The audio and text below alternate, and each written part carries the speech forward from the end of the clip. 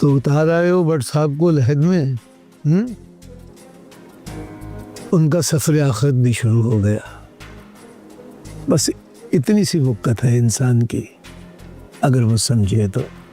अबू जी ठीक कह रहे हैं आप, अगर इंसान समझे। फैक्ट्री एक हफ्ता के लिए बंद हो रही है और उसके बाद मिसिस सिराज खुद आएंगे।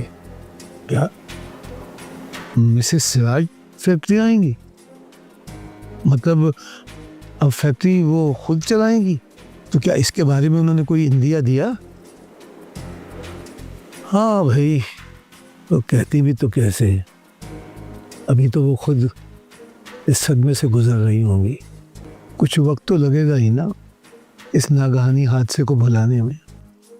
तुम्हारी बहन रोटियां पका रही है, जा मेरा बच्चा हाथ मुंह धो, फिर मिलके खाना खाते हैं। नहीं अबू जी, आप दोनों खाना खा, मुझे कोई खास भूख नहीं है। क्यों भूख नहीं है बेटा?